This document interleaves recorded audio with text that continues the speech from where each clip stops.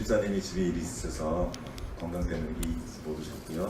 김사님 가정도 또 있음 주셨고. 네? 이해선 집사님 검사해주시고. 누구? 이해선 집사님. 이해선 집사님이 아프시다고 하네요. 그래서 계속 그 집을 계속 좀 기도 많이 해주시기 바랍니다. 돌아가면서 간호하고 나면 엄마들이 또 되게 아픈 일들이 종종 있는데 그래서 계속 중보 부탁드립니다. 말씀 나누기 전에 중보할 일 또 하나 있습니다. 오늘 아침에 긴급하게 대표님이 올려주신 글들인데요.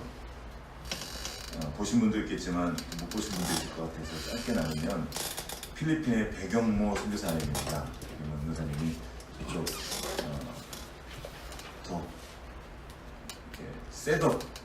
셋업 범죄라고 해서 이제 무기 같은 것들을 그 사람 가방이나 집에 두고 그거를 누명을 걸어서 감옥에 가두고 경찰이랑 같이 경찰이 그 보석금을 받는 방식으로 아주 재미없는 필리핀이니까 가능한 그런 일들이 있는데 그렇게 해서 누명을 쓰고 감옥에 가셨고 지금 계속 벌써 28일째 시간이 지났다고 합니다. 그런데 한번 걸려들면 일반적으로는 빠져나가기가 어려운 거죠.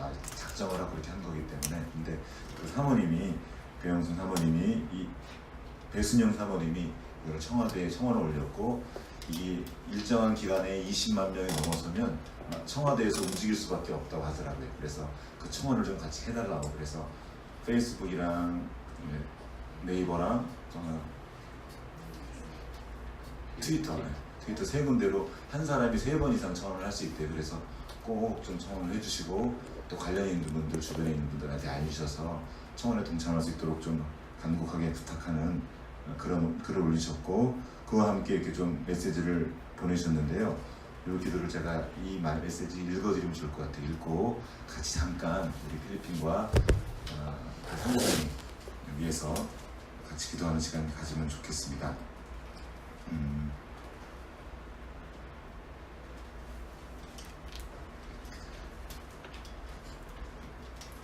2001년부터 선교사로서 복무하는 중이니 저와 업력이 같으신 분입니다. 필리핀의 특성은 정부를 상대로 민간인이 무엇인가를 할 수 있는 것이 정말 어렵다는 것이고요. 필리핀 정부의 부패는 이루 말할 수 없다는 것입니다. 사람들이 비교적 선량한데 가난을 빌미로 이러한 일들이 만연합니다. 초기에 응대하지 못하면 고착되는 특성이 있는데 이 일은 이미 고착에 들어간 상황인 것 같습니다. 선교사님 사모님 그 안에 눈물이 보입니다. 얼마나 마음이 타들어가고 안타깝고 배신감을 느꼈을까요? 필리핀은 쉬운 나라가 절대 아닙니다. 근대 문명에 의해 유기된 나라, 버려진 나라, 갖고 놀고 있는 나라입니다. 이 아픈 고아의 나라와 우리를 연결하신 것이죠. 우리는 그냥 교회하려고 모인 사람들이 아닙니다. 그 많은 나라 중 이 나라와 친구가 된 우리입니다. 목이 메어옵니다 하고 기도 부탁을 올려주셨고요. 함께 이 일을 위해서 기도하기 원합니다. 그러면서 우리 이전에 함께 불렀던 목마를 마시는 주 가사도 올려주셨어요. 목마를 마시는 주 아픔을 기억하시네 사랑하는 자녀 눈물로 부르시네 돌아오네 내 사랑 필리핀 회복되네 내 사랑 필리핀. 지금 정말 다급한데 우리랑 떨어져 있기 때문에 우리 마음으로 느끼지 못할 수 있는데 주님께서 그곳에 찾아가셔서 선교사님 먼저 붙드시고 감옥에 있는데 거기서도 사식 넣어주시고 또 나눠주시고 사람들 섬기고 그렇게 계신다고 하더라고요. 학교에 있는데 딸이 보는 앞에 잡아갔대요. 그래서 선교사님 그리고 선교사님 가정 사모님이 일을 잘 버텨낼 수 있도록 또한 정부나 이것들이 움직여져서 이 모든 일들이 조속히 잘 회복될 수 있도록 그리고 그 나라 우리 친구를 주는 그 필리핀 가운데 주님의 공의가 서고 주님의 마음이 그곳에 흘러갈 수 있도록 우리가 잠깐 같이 기도하시겠습니다. 기도하시겠습니다.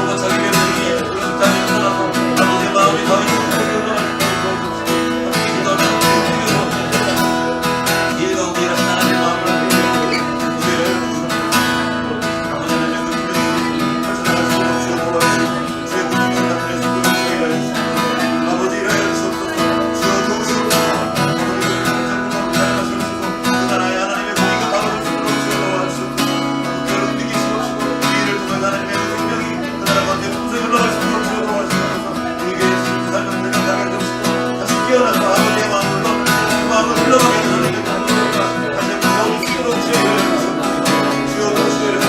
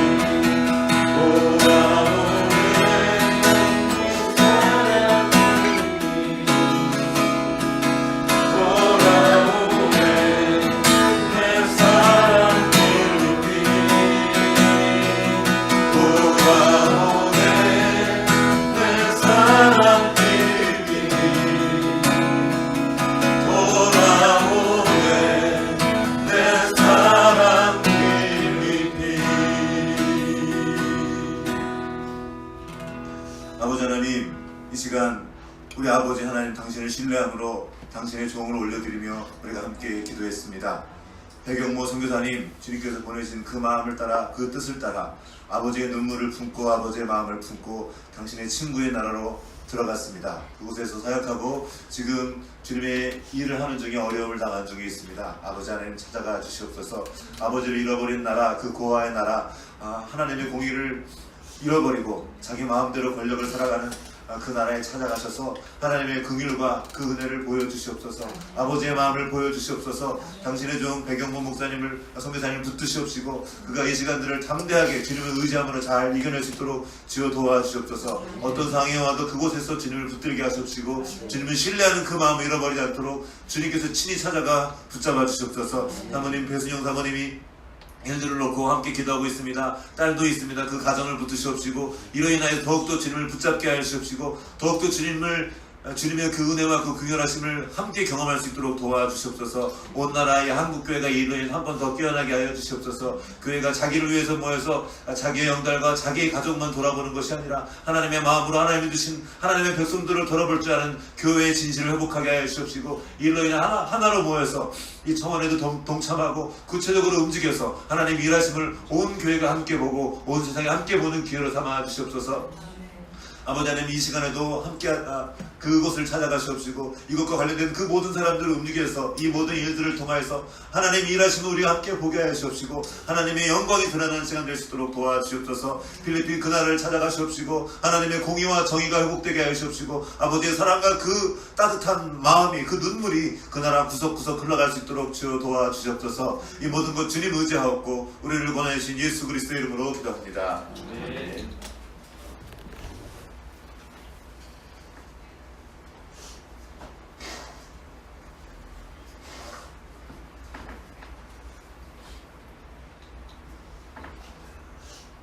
감사합니다. 함께 기도할 수 있는 은혜를 또한 우리에게 부어주신 것 같습니다. 오늘도 우리는 나는 주 예수 그리스도를 믿습니다. 이 말씀 사도신경의 두 번째 기도 제목, 두 번째 믿음의 선포를 넣고 함께 말씀 나누겠습니다. 예수 그리스도를 믿는다는 게 무엇입니까? 이것은 어떤 개념이나 지식을 믿는 것이 아닙니다. 여기를 보세요. 어떤 생각을 믿는 것도 아닙니다.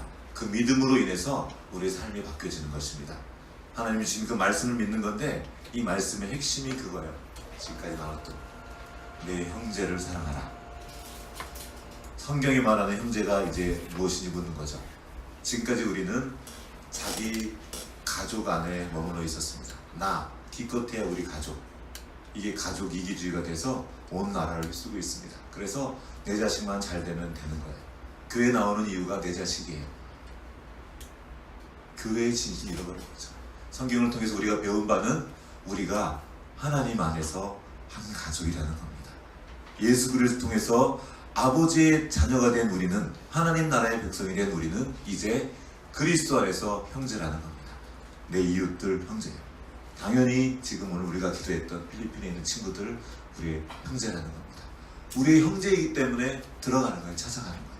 우리의 형제이기 때문에 세상 속에 들어가는 것이고, 그래서 주님의 마음으로, 주님 보내신 예수님의 마음으로 그곳으로 들어가서 그 생명의 진실을 나타내는 것, 이것이 바로 예수님을 믿는다는 것입니다.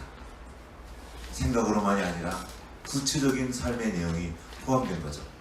일단 지금 우리가 할 수 있는 작은 행동이 있습니다. 그것은 찾아 들어가서 이 내용들을 자세히 읽어보고 기도하는 겁니다.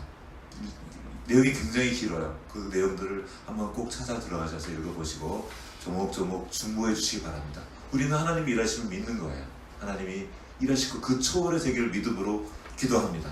또한 믿음으로 움직이는 거죠. 어떤 분들은 그 일에 사명을 받아서 구체적으로 그 땅에 들어가서 움직이고 있습니다. 어떤 분들은 그렇게 못할 수 있지만 적어도 그 클릭을 할 수 있습니다.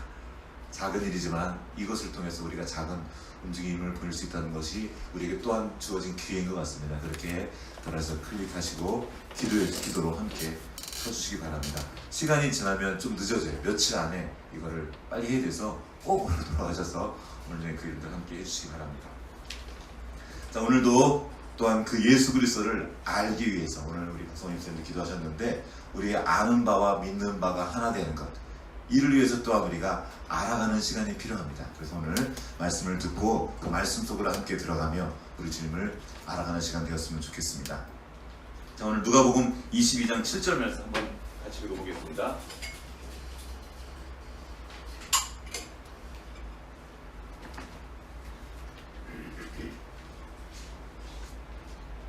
누가복음 22장 7절 같이 읽겠습니다. 시작. 유월절 약을 잡을 무교절 날이 이르니라. 자, 여기까지.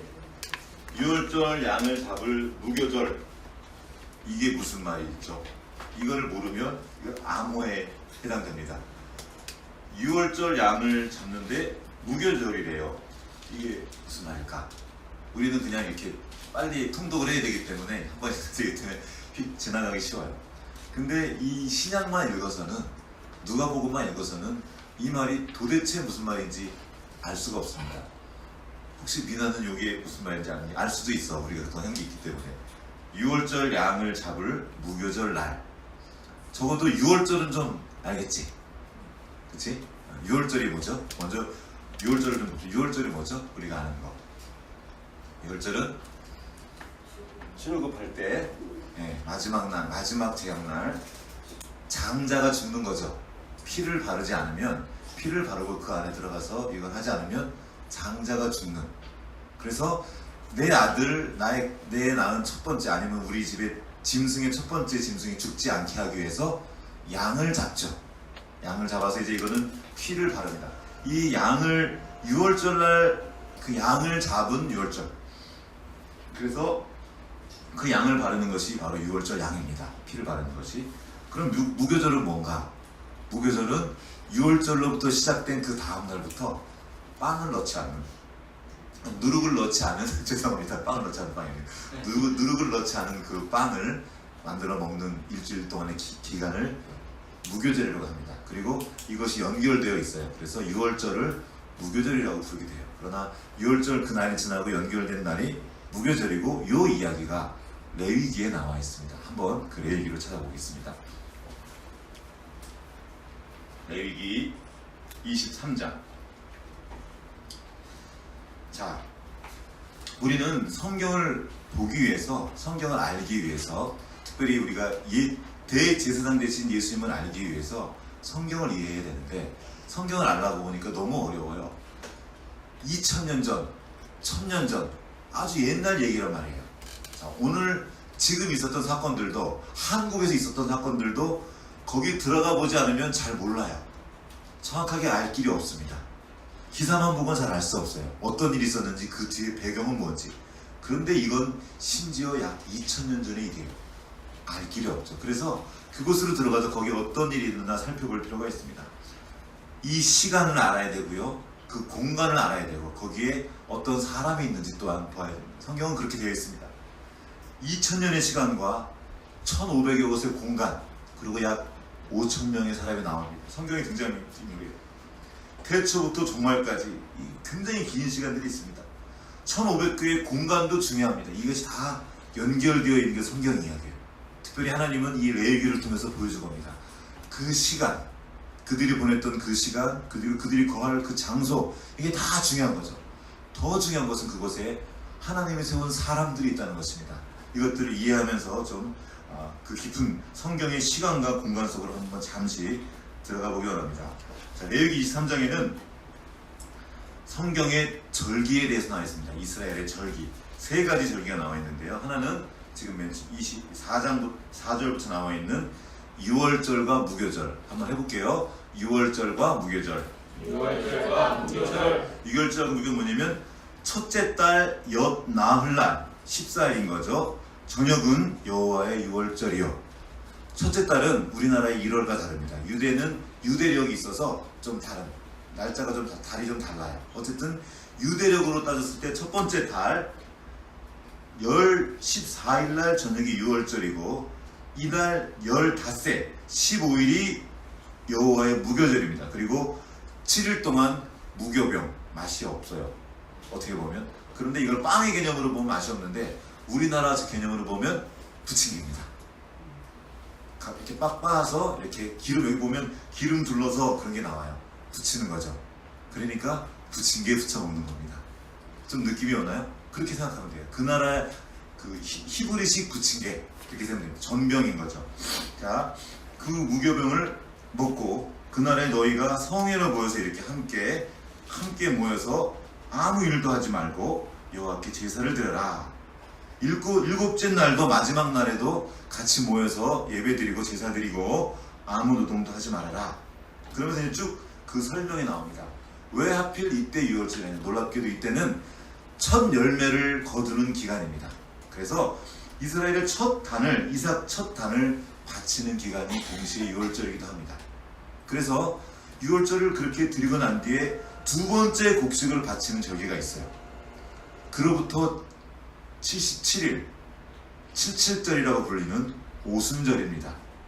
77이 49일 다음에 그 다 첫날인 오순절, 이게 합쳐가지고 그 다음 15절부터 나와 있는 것이 두 번째 거둔 곡식을 바치는 절기. 그래서 주로 이때는 맥추절이라고 부릅니다. 그때 보리를 받거든요. 그러니까 아까 유월절과 무교절이 한 묶음이고, 그 다음에 77절과 오순절, 그리고 맥추절이 한 묶음입니다. 그래서 그렇게 또 신약에 가면 이 오순절로 어떤 일이 벌어지죠? 성령 강림절이 있습니다. 첫 열매로 예수님이 오셨고 그게 유월절과 연결되어 있고, 그 다음에 오순절날 성령께서 강림하십니다. 성령 강림절과 오순절이 연결돼서 두 번째 열매, 이제 예수님을 통해서 하나님의 자녀가 된 우리 자신을 드리는, 제자들이 자신을 드리는 절기가 바로 오순절입니다. 우리에게도 그 성령이 필요하다고 지금 나오는 거죠. 그 다음에 세 번째 절기가 있는데 이것은 속죄일과 관련이 있습니다. 1년에 한 번 7월 14일날 7월 10일날 그날은 속죄일인데, 이날과 이후 연결돼서 7월 15일날 초막절이라고 나와 있습니다. 이 초막절에는 함께 텐트 치고 거기 들어가 생활하는 거예요. 애들 되게 텐트 치자도 되게 재밌어하는데, 우리는 굉장히 불편하지만 이때는 실제로 그들이 어려운 시간들을 이겨낸 것을, 그 고난의 시간을 이겨낸 것을 기억하면서 텐트 치고 사는 거예요. 애들 재밌어하지 않았겠습니까? 막 텐트 치고 같이 모였고, 그리고 그때는 과일이 풍성한 때였어요. 그래서 여기 보면 40절 말씀을 한번 읽어보겠습니다. 40절. 자, 다 같이 시작. 첫날에는 너희가 아름다운 나무 실과와 종려나무 가지와 무성한 나무 가지와 심의 버들을 취하여 너희 하나님 여호와 앞에서 이래 동안 즐거워할 것이다. 뭐라고요? 이래 동안? 그러니까 이게 뭐야, 이게 지금 이렇게 짜증내라는 것이 아니라 즐거워하는 거예요. 종려나무 가지 엮어서 집도 짓고 아이들과 한번 생각을 해보세요. 아이들이 그 일들을 우리가 아빠 엄마 여기 보면 8일 동안 쉬는 거예요. 노는 거예요. 같이 즐거워하면서 먹고 마시고 놀고, 또 또 같이 예배하고 제사 드리고, 이들은 이것을 절기로 지켰습니다. 그리고 이 모든 것의 전제가 바로 서론처럼 되어 있는 것이에요. 23장 1절부터 3절까지. 여기는 안식일에 대해서 나와 있습니다. 기본이 안식일이에요. 엿새 동안은 열심히 일하고 일곱째 날 쉬어라. 쉬어라.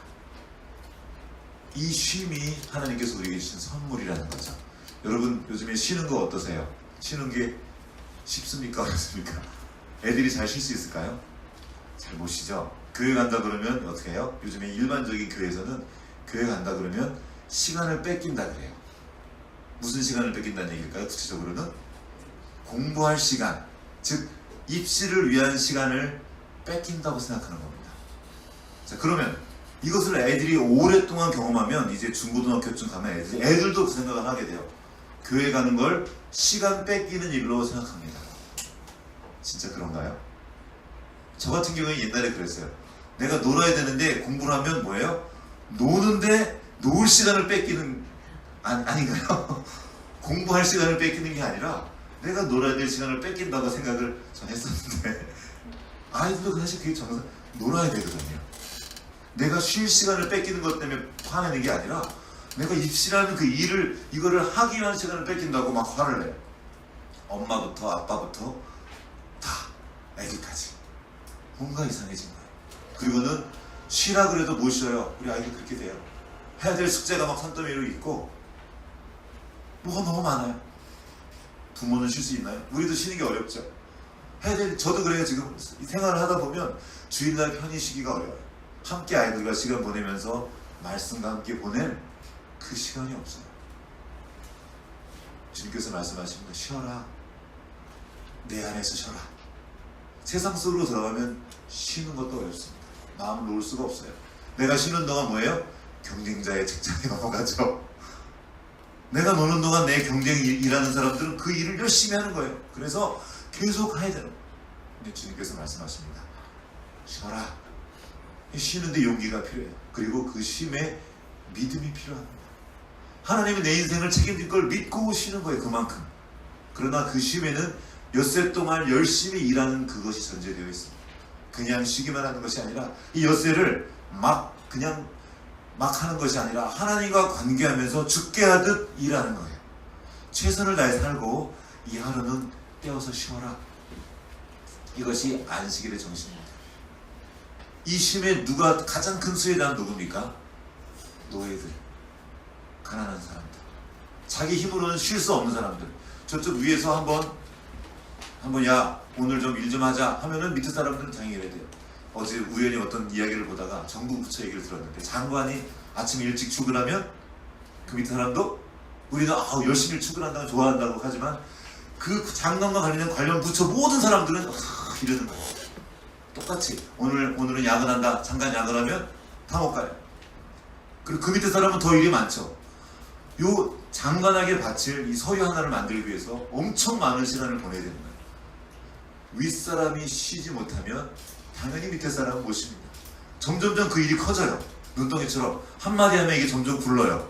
굴러서 저 맨 끝으로 가면 맨 밑에 사람은 정말 그 일이 너무 커져요.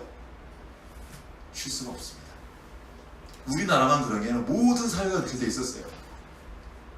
이스라엘도 그랬겠죠. 당연히 하나님이 법으로 정해놓은 거예요.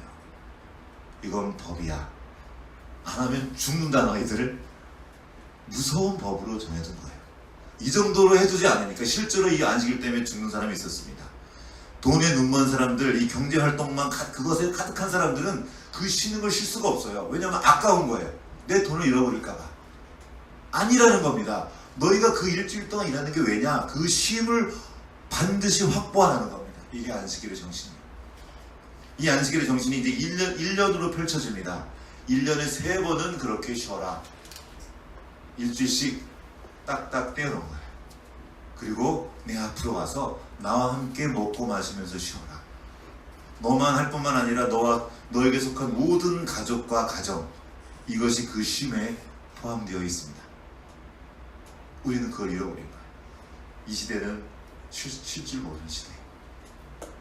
교회도 그렇게 됐어요. 심지어 우리는 교회 다니는 사람들은 주일까지도 뭔가를 막 해야 되느라고 잘 쉬지 못합니다. 이 안식일의 정신, 그리고 안식일을 주신 그 마음을 우리가 알기 바랍니다. 그리고 이 6월절과 맥주절과 칠칠절과 맨 마지막 뭐죠? 초막절을 주신 그 하나님의 마음을 우리가 알기 원합니다. 자, 이 기본적인 정신을 두고 오늘은 특별히 그 중에서 이 이야기를 다 하면 너무 길어지기 때문에 6월절 이야기만 잠시 나눠보려고 합니다. 이 세 가지 절기에 우리가 동시에 포함된 것 중에 하나가 먹는 겁니다. 모여서 예배하고 이 자리에서 먹어라. 이 먹는 것이 잔치였고 동시에 예배였습니다. 여러분, 먹는 것은 거룩합니다. 아무거나 먹지 말고 내가 정해준 것을 먹어라. 분별해서 먹어라. 우리가 먹는 것이 중요하기 때문에 또한 그래서 위험하기도 합니다. 먹는 것을 통해서 우리는 죽을 수 있기 때문입니다. 내 몸과 하나가 돼서 나를 죽음에 이르게 하는 거예요. 잘못 먹으면. 우리 영혼도 그렇습니다. 어떤 것을 할 때 이것을 먹어요. 내 몸의 일부가 되게 합니다. 습관이 된다는 거죠. 자, 다시 한번 말씀드립니다. 그 예배의 내용이 너의 몸의 일부가 되게 해라. 먹으라는 거죠. 그리고 동시에 삶의 일부가 되게 하라는 겁니다. 안식이라는 이 제도, 매주에 한 번 있는 이것을 통해서 우리의 몸이 이렇게 리듬을 갖게 됩니다. 하나님을 중심으로 쉬고 하나님을 중심으로 일하는 그 리듬을 갖게 되는 거예요. 몸의 습관을 만들어줍니다. 이 예배의 내용이 우리의 삶의 일부가 되게 하라는 아주 강력한 메시지입니다. 화목제를 드리면 그것을 나눠라는 메시지가 담겨있는 것처럼 예배 드리면서 우리는 이것을 동시에 우리의 마음에 새깁니다. 우리의 영혼에 새기고 동시에 우리의 무의식까지 들어가도록 주님이 이렇게 배치를 해주신 겁니다. 주님 안에서 먹고 주님 안에서 쉬어라 하는 거죠. 이 6월절 무교절은 첫 번째 수학입니다. 그 유대력으로 나와 있는 거죠. 7일 동안 누룩을 넣지 않는 빵을 먹으면서 아이들은 우리가 어떻게 구원받았는지를 생각하게 됩니다. 아빠가 얘기해 주겠죠. 우리가 옛날에 그렇게 구원을 받았어. 그 거룩한 모임을 열고 평소 하던 일을 잠시 멈춰라. 세 가지가 다 있어요. 그래서 먼저는 제단을 드려요. 번제를 드려서 예배를 드리고 또 그 다음에 곡식으로 빻아 만든 그 곡식으로 예배를 드립니다. 그 다음에 또 뭐라 하는지 포도주를 부어드려요. 이거 전제라고 부르고 성경에 나오면 그 전제가 부어드리는 제사가 전제입니다. 이 세 가지가 동시에 6월절날 있습니다. 다시 예수님을 한번 기억해 볼게요. 예수님이 우리에게 뭐로 오셨죠? 6월절 어린 양으로 오셨죠. 당신 자신을 전체를 부어드렸습니다. 이 6월절이죠. 그 다음에 또 그날 이 6월절날 지금 좀 아까 마지막에 읽은 게 뭐였죠? 6월절날 모여라 그랬어요. 곧 십자가에 달리실 겁니다. 근데 제자들에게 6월절을 준비하라 그랬어요. 그리고 6월절날 모였습니다. 뭐 한 거죠? 그 어린 양이 친히 되신 겁니다. 그리고 하나님의 어린 양이 되셨죠. 하나님의 나라로 들어가는 관문이었어요. 그리고 그날 뭐 했습니까? 성찬식을 했죠. 이것은 내 몸이니 하고 먹은 그 빵이 뭐예요? 무슨 떡이에요? 무슨 빵이에요? 6월절 떡이었습니다. 6월절. 이 모든 과정을 통해서 생겨난 그 6월절, 곡식처럼 빠졌던 그 빵이 바로 6월절 떡이었고 6월절 떡으로 우리에게 오신 겁니다. 예수님이. 그 6월절 떡이 어떤 떡이었습니까? 누룩을 넣지 않고 급하게 그날 애굽에서 구원받던 그들이 먹었던 떡, 즉 구원의 떡이었습니다. 동시에 그날 예수님이 뭘 했죠? 이 잔은 내 피로 세운 내 언약의 잔이다. 그거는 그날 부어졌던 포도주입니다. 그 포도주의 전제로 부어지는 그 제사로 우리에게 오신 거예요. 예수님이 그 피를 다 쏟으셨습니다. 삶의 전부를 우리에게 쏟아 부어주셨어요. 너희가 이것을 기억하고 기념하라 하셨습니다. 우리가 6월절을 기억하면서 우리 주님을 기억하는 겁니다. 주님이 우리에게 행하신 일들을 기억하는 겁니다. 이것이 오늘 우리가 드리는 예배입니다. 우리는 더 이상 6월절을 지키지 않습니다. 그 대신 주님께서 우리에게 주신 그 성찬식을 드리는 겁니다. 우리가 먹고 마시는 이 일이 주님과 관련이 있구나. 주님께서 우리에게 주신 것이구나. 그래서 모일 때마다 우리는 주님의 말씀, 그 떡을 떼고 먹고 마시는 겁니다.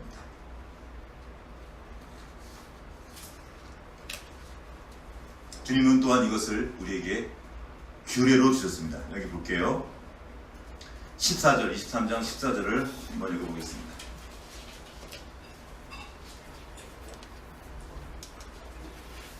다 같이 읽겠습니다. 시작. 너희는 너희 하나님께 예물을 가져오는 그날까지 떡이든지 볶은 곡식이든지 새 이삭이든지 먹지 말지니 이는 너희가 거주하는 각처에서 대대로 지킬 영원한 규례니라. 아멘. 너희가 거주하는 각처, 너희 집입니다. 여러분의 각 가정을 말해요. 거기서 이걸 하라는 거예요. 거기서 너희만 하는 것이 아니라 대대로 너희 자손과 그 손자와 그 후손까지 그렇게 하도록 주셨는데, 그것이 어떤 영원한 규례다. 규례가 뭡니까? 규례. 어떤 예절 같은 거예요. 어떤 절차입니다.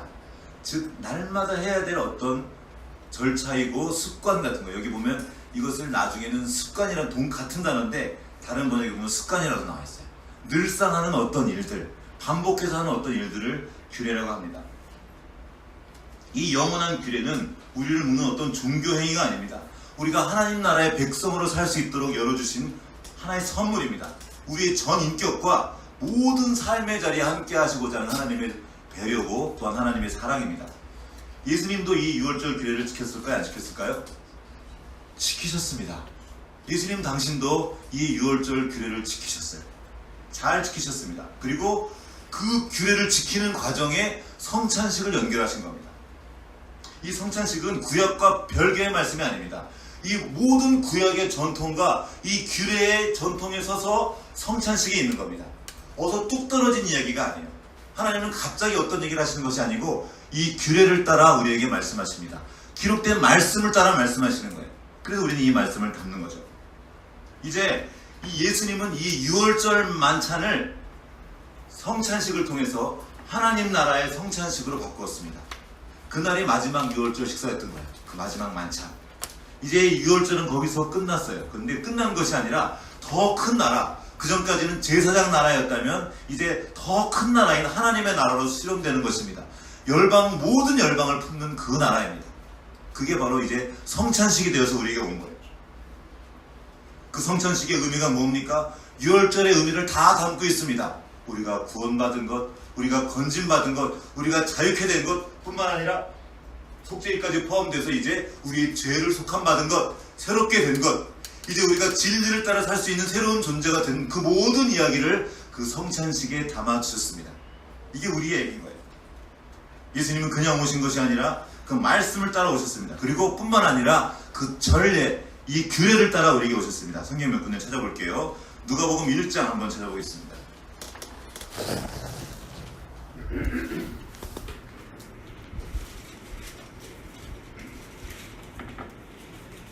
누가복음 1장